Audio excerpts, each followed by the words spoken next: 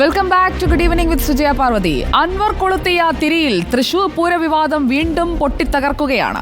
ആഭ്യന്തര വകുപ്പിനെതിരെ തൃശൂരിലെ സ്ഥാനാർത്ഥിയും മുൻ മന്ത്രിയുമായിരുന്ന VS സുനിൽകുമാർ തന്നെ രംഗത്തെത്തിയിരിക്കുന്നു. ADGPയെ കൊണ്ട് പൂരം കലക്കി BJPയെ ജയിപ്പിച്ച നീക്കത്തിന് പിന്നിൽ മുഖ്യമന്ത്രിയുടെ കൈയുണ്ടെന്നാണ് പ്രതിപക്ഷത്തിന്റെ ആരോപണം. കേരളത്തിന്റെ രാഷ്ട്രീയ ചരിത്രത്തിൽ BJPക്ക് അക്കൗണ്ട് തുറക്കാൻ വഴിവെച്ചത് തൃശൂർ പൂരം സംബന്ധിച്ച വിവാദങ്ങളാണ്. പൂരദിവസം രാത്രി വൈകി നടന്ന വാക്പോരും ദ്വന്ദ്വയുദ്ധവുമാണ് BJPക്ക് അനുകൂലമായതെന്ന് BJPക്കാർ പോലും സമ്മതിക്കും.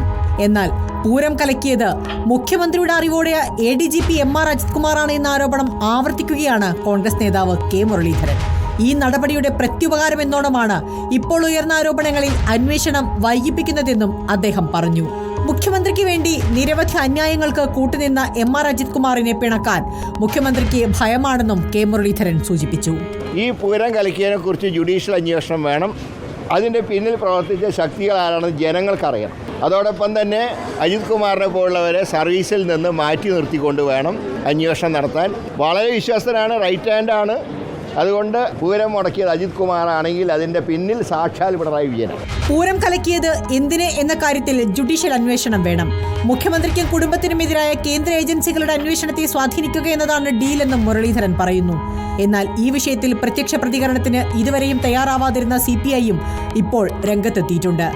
BJP ധാരണയെക്കുറിച്ച് പറയുന്നില്ലെങ്കിലും MR അജിത് കുമാറും പോലീസും ഒത്തുകളിച്ചു എന്ന കാര്യത്തിൽ VS സുനിൽകുമാറിനും സംശയമില്ല.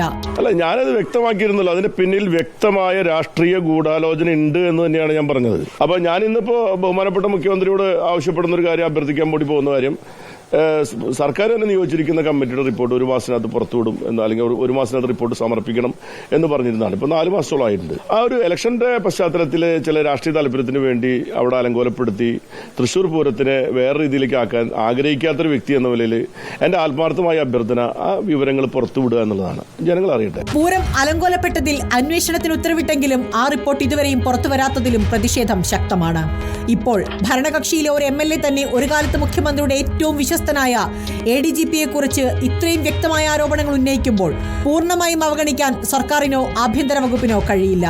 അജിത് കുമാറിനെ ചുമതലയിൽ നിന്ന് മാറ്റി നിർത്തിയുള്ള അന്വേഷണം മാത്രം മതിയാവില്ല ഈ ആരോപണങ്ങൾക്ക് മറുപടി നൽകാൻ. Research desk reporter.